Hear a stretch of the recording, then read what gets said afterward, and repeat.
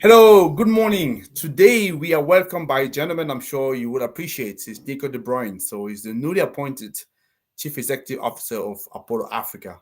So this is a company rapidly becoming one of the most important player in South Africa, the wind energy market. So this leadership transition marked a pivotal moment for Apollo. So the company, as far as I know, is entering a new phase of structured growth. So deepening customer partnerships, strengthening commercial delivery, and expanding its contribution to long-term but also carbon-conscious energy solution. So Nico himself is not new to Apollo. So he's been part of the business since the earliest day and bring nearly 2 decades of experience across finance, technology, and the renewable energy ecosystem. So within the Reunert Group. So his track record in operational excellence and commercial strategy position him to steer Apollo in a new chapter defined not only by continuity but also ambitions. So what we're going to do today together is to explore Nico's vision for Apollo and also the strategic shift shaping South Africa energy future and look at the broader market forces redefining how organizations could secure reliable and cost effective power solutions. Yep. So let's have a look at that. So I'll be back with you in a few seconds.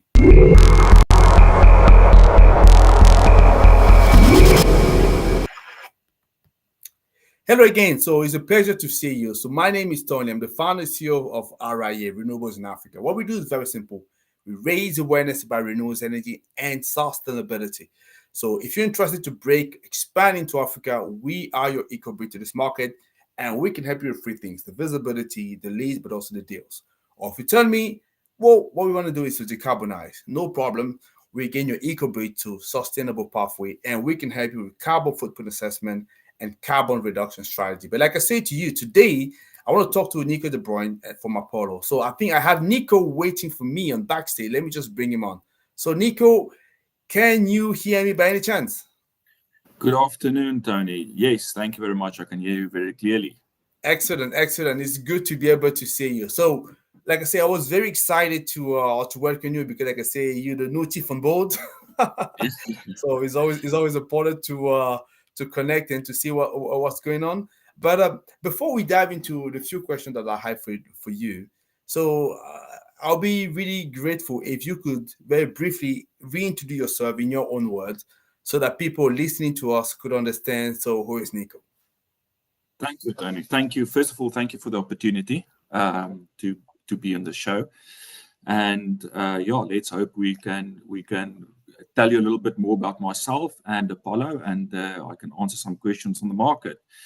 So, in terms of myself, as you've mentioned, I've been part of Apollo since it joined the Reunert Group. I've been a director on the board since then, and I've always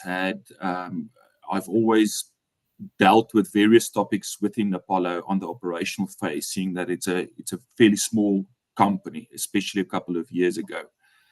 I come from a long background at Reunert. I'm a chartered accountant by trade. I've joined Reunert back in 2009, so it's 17 years now, and I have about a decade worth of experience in the renewable energy space, which first started with companies such as Terra Firma Solutions, my latest stint with Blue Nova Energy, and now with Apollo Africa.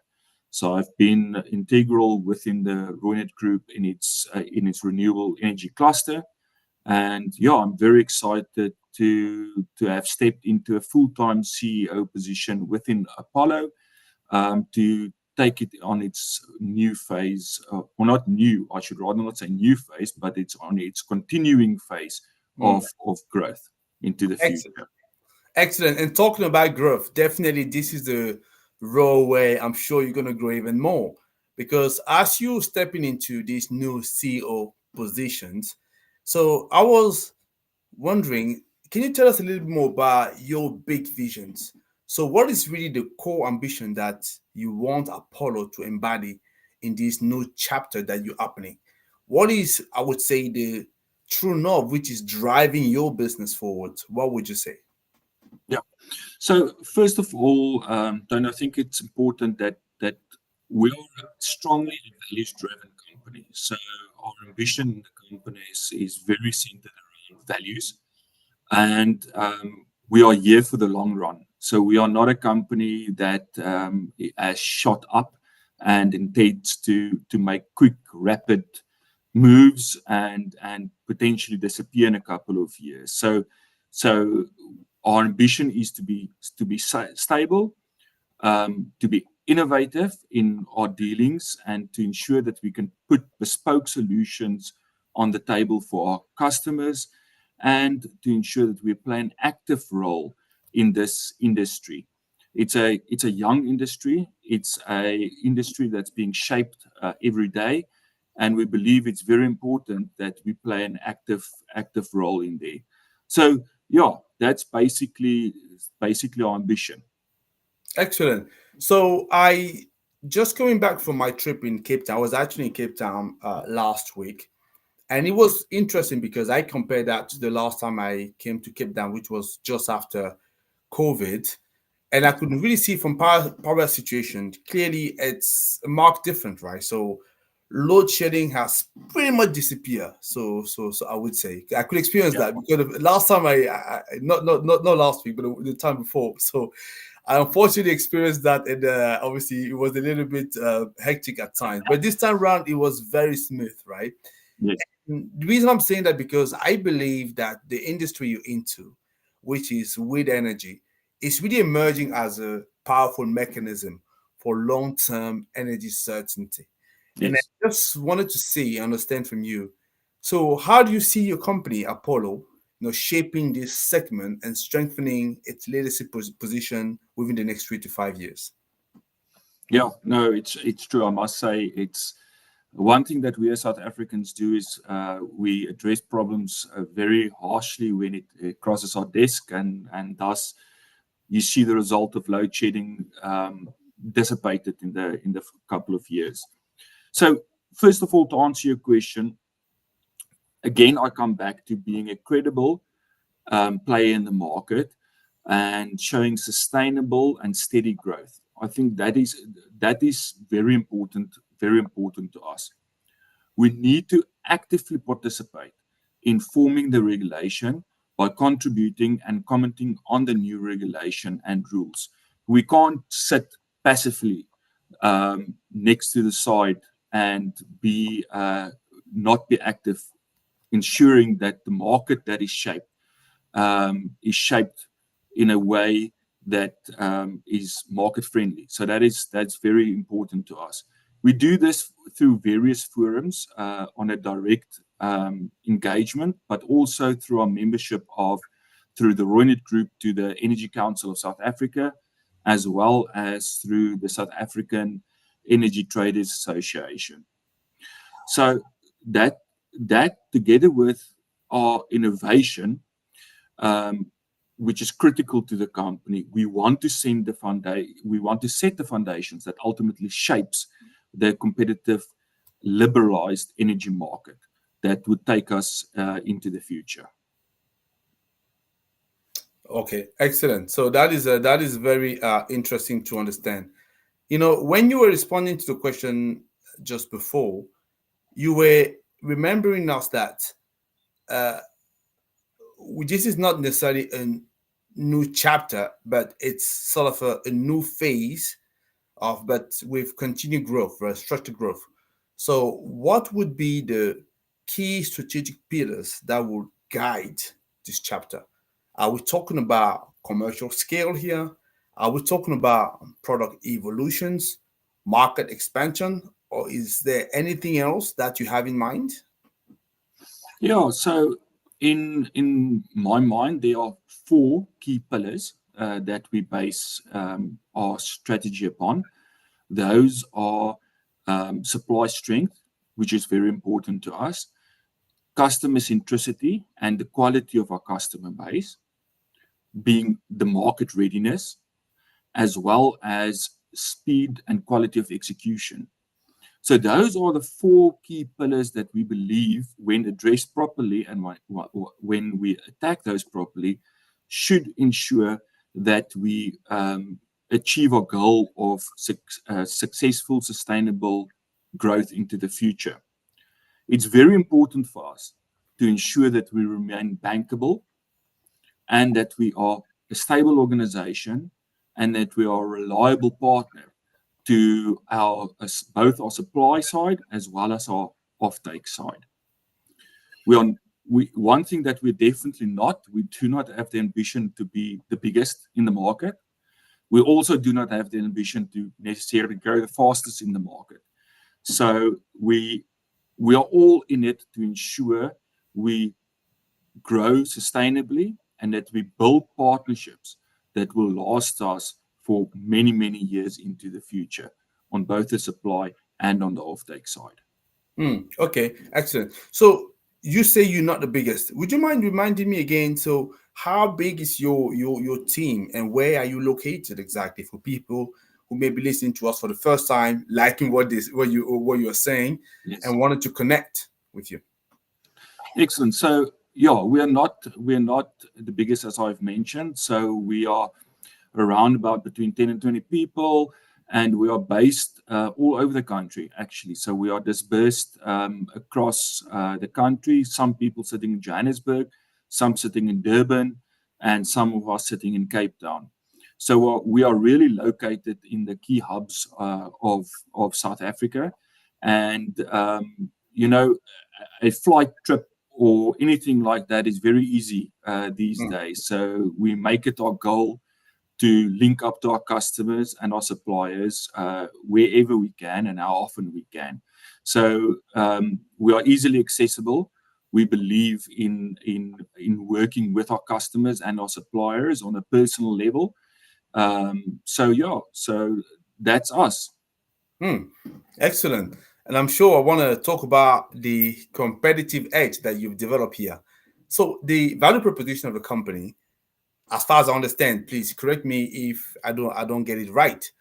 So I know we talking about here carbon conscious, cost effective, and also have some certainty driven energy, right? So that's what we're talking about here.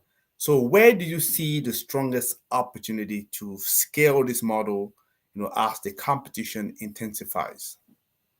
Yeah. So I think very important for us is, first of all, that even though the market continues to grow in participants, we firmly believe that the market is big enough for all of us. So I do not foresee that there is more competitors than the market can handle at this stage.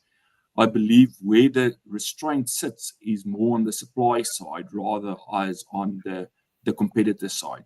So I think that's a very important aspect that we need to understand. Then if we dive into our value proposition, being a reliable and stable partner is key. Again, coming back to the fact that we do not want to be the biggest, we do not want to grow the fastest, but we want to ensure that we are there on the long run. We are innovators, basically. We work with our customers to build solutions that fits their challenges. So we do not have a tick box to say that you need X, Y, and Z, and for thus you fall into the following box. We listen to our customers' challenges and we design a solution around those challenges. A very important aspect for us is that we carry the DNA of our parent company and backer, Roynet. So this company has been built around an extremely strong set of values, which I've mentioned right up front, that has carried through into Apollo. Roynet has been in existence since 1888, and which makes it today 137 years old. And we hope that we, as Apollo, can live up to our parents' example that it's ultimately set. So we are confident also that we have a market-leading funding and guarantee facility that we have been working very, very long on together with Roynet, as well as RMB, that is acting as our advisor on putting this structure together. Yeah. And you made me smile when you talk about the fact that you want to do as well as your parent company. And I know that being a parent myself of three boys, I know that is our wish, all of us, to see our children outlive us. So I'm very much hoping that you do the same with your parent company. So you were talking about the diverse workforce that you have and also the different skills that you have in the company. So blending flat finance, technology, renewable energy. So what innovations, be it digital, financial, or partnership driven, do you see as be the most important to unlocking Apollo next level of impact? Yeah, excellent question. I believe that everything is actually important. That in this new market, we do not have, unfortunately, the luxury of focusing on one specific aspect at the expense of others. So Apollo has a very dynamic team. Each member of the team exerts its own strengths, and that allows them to focus on various pertinent aspects within what you've mentioned, whether it's financial or technology or whatever the case might be, digitization, all of those areas. Innovation is a core fundamental principle in all of those areas. We need to be innovative. It's a market that is moving extremely fast and rapidly, and thus each member of the team needs to have their creative juices flowing and switched on as they embark on coming up with good solutions. So coming back to a key important aspect that we need to underpin all of this is to ensure that no matter what we do and how we do it, we need to ensure that we are bankable and that we are a reliable partner to the suppliers and the off-takers that we ultimately deal with, as well as our guarantors that sits on the other side, which is an important piece of the puzzle. Being bankable is always important, right? So you want to make sure that you have money to Absolutely. continue doing your business. So right from the get-go, so you talk about continuity here, continuity with the history of the company so far and making sure that you can outlive your parent company. And you yourself personally, I think you have a long history with the company, right? Because you've been embedded pretty much since inception. So, but you know as well that the only constant in life is change. That's Yeah. the only thing that stays, that's still the same. Is things are changing. So, talking about that, what element of the company DNAs do you think you will want to preserve? And what kind of bold changes are you ready to introduce as CEO? Because as you were saying, the environment is moving, so change is there. So there are stuff that you need to be changing, but at the same time as well, you need to be preserving, the company culture, and that's about preserving some part of the DNA. So which one are you going to preserve? What are you going to change? So, Tony, I think I've been very, very fortunate in that I've taken the role over from Ed Cameron, that was the acting CEO up to now. And Ed and I have a very, very similar way in operating, and we actually work very well together.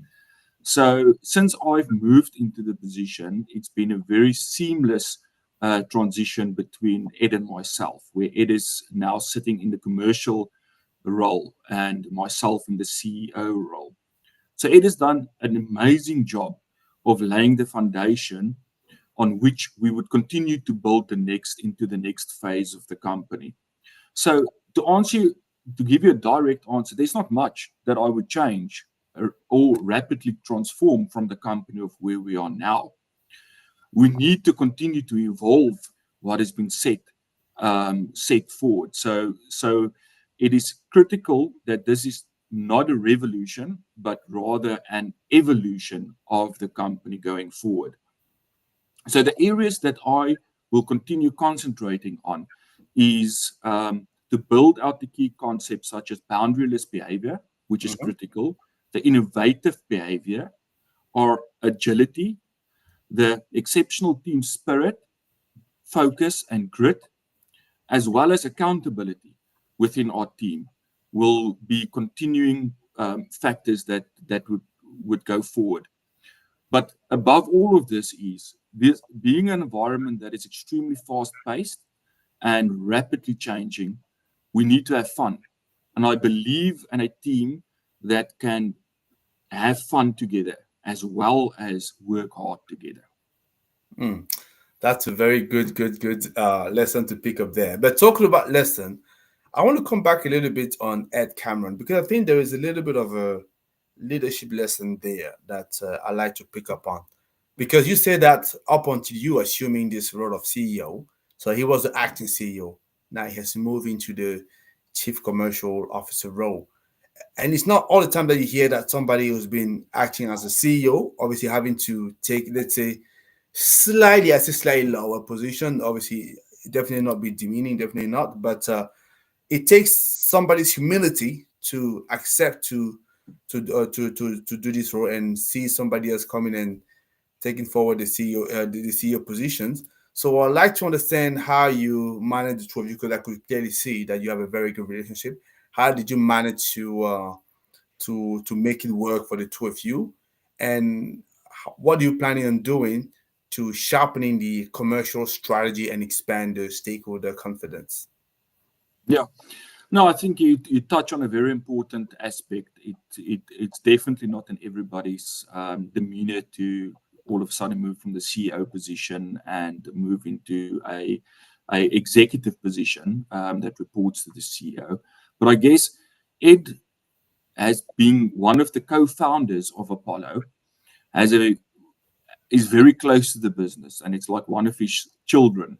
So Ed understands that the business needs a CEO that is able to take the business 20 years forward. And he has a lot of value to add, but not necessarily that he wants to add that as a CEO, but he wants to add that as a chief commercial officer. So Ed is listen, he's a wonderful human being, and I think the key thing that he embodies in the company is humility, and that's one and a critical value as well that we can all take from it. So there was not one moment where Ed said, "No, I'm not. I don't want to move into that position," and he was very happy to move into that position, knowing that he can continue contributing to our future. So both Ed and I have a very strong commercial acumen. So I think that's to the benefit ultimately of Apollo. So with Ed moving into the commercial, a full-time commercial seat, it allows him to concentrate more deeply into the contracts and how we innovate in those contracts and ensure that we come up with contracts that meets our customers' requirements. But it allows me as well to be a little bit more free to build the business and to build relationships out there, whereby under other circumstances, my skill set would have been needed a lot within the commercial arena as well. Where the benefit comes in is that if there's pressure points at certain times where we have multiple agreements that we are working on or multiple commercial aspects that we are working on, it's a divide and conquer principle. So it can easily take some of the work and work on that, and I can easily take some of the work and work on that. So it gives us, it feeds into the concept of agility again and boundaryless behavior, which we live into. So whether I sit in the CEO seat or not, we all play across boundaries within the company. Excellent. I think that's, as I say, a very good way of functioning here that I'm sure other company could learn from you. So I want to talk about the market beyond Apollo because obviously, Yeah. with all due respect, the market is bigger than Apollo, and that's good this way. So that means you still have some Yes. room to conquer, market share to grab. So South Africa is very much a vibrant country. Like I say, I travel to the place on a regular basis, and I love the country. And the energy system is evolving quite fast, right? So, and it serves as an example for the rest of the continent and also some other part of the world. So we're talking about here private whaling, shifting grid dynamics and also new commercial models. So according to your experience, because you know very well this market, what is the one market trend or risk that leaders aren't paying enough attention on right now? What are you losing sleep on? A lot. So I think if we look at a 30,000 feet view, it is the mere fact that the market is going through a revolution. So even though Apollo is continuing on its evolution, the market is going through an extended revolution in its entirety. So there's changes literally happening around every corner in the market.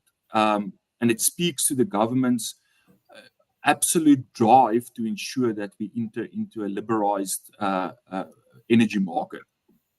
So leaders might hear various buzzwords floating around about wheeling, SARWEM, trading, ERA, tariff reform, etc., etc., and so we can go on.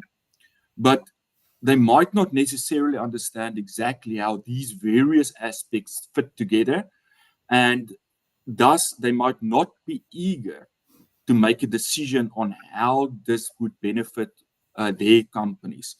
So there's not one specific element in the market that I would say is critical. I think it's the mere volume of changes and how the market is absolutely changing that creates a little bit of inertia within leaders to make a decision. So in my view, unfortunately, it's a major mistake if you let inertia keep you from making a decision on how to move the market, how to move in this market, because of the fact that the decision that you make today has an impact on your business only in 2, 3, 4, 5, 20 years time. This is unfortunately not a market, even though the market is changing quickly. The supply side and the customer side is a market that takes a couple of years before you ultimately get the benefit of the decisions that you make today. So in my view, instead of being concerned or of stuff that you do not understand, the customers should engage with companies like ourselves to help them navigate through this complex environment of changes and to help them understand how the market can assist their business to grow and to ultimately be to the benefit of their business. So we work with our partners, which includes our off-takers, to make sense of this increasingly complex energy market that we work in. Excellent. Thank you very much for that. So I usually have one last question that I like to ask our guests when they come to our platform, to our show. And then I deliberately did not mention that to you before, but don't worry, it's nothing not tricky. I think you've had a fantastic message to pass on in here, and that's great. And you are a new CEO for Apollo, so you probably have one single strong message that you want to pass on to, I suppose, either your customer or your investors. You choose who you want to, or who you will do that to. It's almost like you have a 1 minute pitch. Why should they work with you, right? And why should they invest in you? So I'm just gonna go on backstage and leave you the floor for 1 minute to say, okay, so what is that 1 minute message that you have to do to them? And then I see you back then. Yeah, are you okay with that? Perfect. Thanks, Tony. 100%. Excellent. Let me go that. So off you go now. Thank you. So the 1 minute pitch or the elevator pitch that I can present is that Apollo is not targeting to be the biggest or the fastest grower. We're targeting sustainable growth in this market. We are targeting to be a reliable partner to our off-takers as well as our suppliers, to be bankable on the long run, to be in existence in the next 20, 30, 40 years, to follow the example of our parent company, Roynet, that has been in existence for 137 years. So if you want to partner with a company that's aim is to assist its customers and its suppliers over the long term, then Apollo is the company for you, together with innovative solutions to bring bespoke offerings to our customers and not a one shoe fits all type of approach. Thank you very much for that. So that was wonderful. I could see that you are your man is always prepared, right? So no, it was great. Thank you very much, and thank you for that strong message. So it was a pleasure for me having you. So getting to understand a little bit more. So Apollo Africa, and especially you as the new CEO of the company. I'm hoping that we'll have the chance to work alongside one another and support. And I can only say yes. So all the best for the new position, and I'm sure we bump across each other. And certainly, maybe next time when I come to Cape Town. Thank you very much, Don, and thank you very much for the opportunity to be on your show. And yeah, I would welcome when you're back in Cape Town, give me a call and we can go drink some coffee together. Excellent. Thank you very much for that. Thanks. Okay. So you've seen Nico. So Nico, thank you very much again for offering such a clear and compelling view of Apollo Africa next chapter. So where you continue the sustained growth that you've had. So the perspective that you put in front of us reinforce something I would say it's critical, which is wind energy is not just a technical solution. It is very much a strategic lever for reliability, for decarbonization, and economic competitiveness. So what stand out, it's your commitment to continuity and evolution. So strengthening Apollo's foundation while at the same time pushing forward for a future energy where energy certainty becomes the norm rather than just the exception. So to the audience listening to us, so I do believe that Apollo Journeys is another powerful signal of where the market is heading to. So companies are no longer waiting for stability. They are actually building it proactively through innovation, partnership, and long-term vision. So, Nico, we really appreciate your time and we look forward to watching us. So, watching Apollo lead this transformation, and then looking forward for you, our viewers, to bring you another outstanding leader, just like Nico de Bruyn has been. So, thank you very much for you, and then we see you another time.